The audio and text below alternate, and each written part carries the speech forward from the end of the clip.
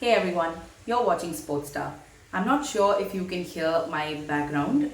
There's been steady showers here in Chennai all evening. But a little further away in Goa at the Fatorda Stadium, there was no shower in sight, be it in terms of the weather or in terms of goals, as Kerala Blasters and NorthEast United settled for a goalless draw in their Indian Super League match on Thursday night. Both these teams came into this encounter after very heavy 4-2 losses. NorthEast United was inflicted a loss of this scoreline by Bengaluru FC, while ATK Mohan Bagan drubbed Kerala Blasters with a similar scoreline in the opening fixture of this season of the ISL. So naturally, both teams had a lot to prove coming into this game, especially in terms of just getting their campaign off to a good start and getting 3 points on the board. But what we got instead was both teams splitting a point each, thanks to no goals being scored and the draw being the final scoreline. Now, to be fair though, Kerala Blasters did have the upper hand in this game, given that they took the initiative to eventually come out of their shells and at least try and press and attack NorthEast United and try and get a goal to their names. But this was not to happen, given that both teams chose to go with a very defense-heavy strategy. Given that they came off with a 4-2 scoreline in their previous matches, the primary goal was to not concede either a goal or at least not too many goals. And that's something that both teams ended up doing pretty decently. But the issue was the front line, where there was no initiative to actually go out there and score a goal.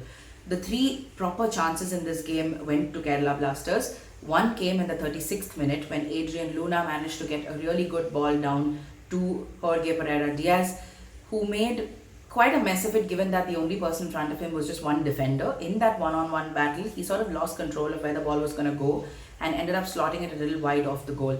The same thing happened in the second half when Vinci Barreto managed to evade a defender, get in, and he too was in clear shot of the goal. But instead of taking the shot himself, he passed it on to Sahal, who had to collect the ball with his left foot and hammer it into the goal. But he too got the positioning a little bit wrong and the ball went off wide. Sahal was very visibly frustrated, and rightly so, given that they had come into the second half with that 0-0 scoreline, now needing to get on the score sheet, but he didn't manage to do that.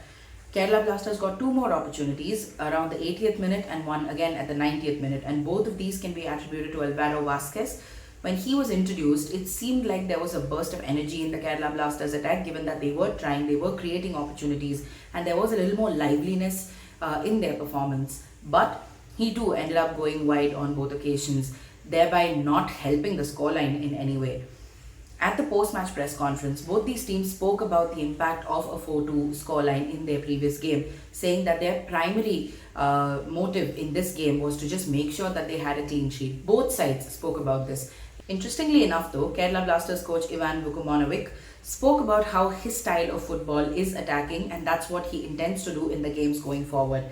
He spoke, of course, of the fact that the 4-2 scoreline was playing on their minds, and even if they couldn't score, and this is something that a couple of the Kerala Blasters players also accepted, even if they weren't going to score, the whole point was to not concede. So they've managed to do that really well.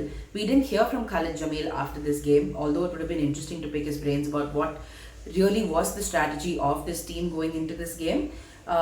Dejon Brown, who has so many expectations sort of laid on his shoulders, was looking very off colour in this game and was not really able to rally that NorthEast United front line to manage to get on the score sheet. Because of this kind of style of play, we have our first game that's gone without a goal in this edition of the Indian Super League. Let's hope those are far and few to come as we go ahead in the league. Talking about going ahead in the league, the next match is an interesting tussle as well. FC Goa takes on Jamshedpur FC on Friday. Goa is coming off a 0-3 defeat to Mumbai City, where it looked completely out of sorts and will hope to get its campaign back on track, while Jamshedpur FC is coming off a 1-1 draw against SC East Bengal. Owen Coyle is very, very aware of what a hurt team like FC Goa can manage if they want to try and redeem themselves on the field. So to actually see how these two teams go forward, given that both their takeaways from their previous matches was to be sharper in attack, is going to be very interesting. Both of them have a very good striking arsenal, so let's just see how they try and overcome inexperience and just a lack of cohesion out front to try and force a result. Also, without doubt, like we have been saying all through, we are going to be live blogging that game, so do make sure you follow the game along with us on www.sportstar.thehindu.com. You can also follow live updates from the game on our social handles. You can find us on @SportstarWeb. And if you want live updates delivered straight to your inbox, do subscribe to us on Telegram. The match reviews of the previous games that both these teams have played, that is FC Goa and Jamshedpur, are also available on our channels. You can check them out here and here. Until the next game, take care. See you soon.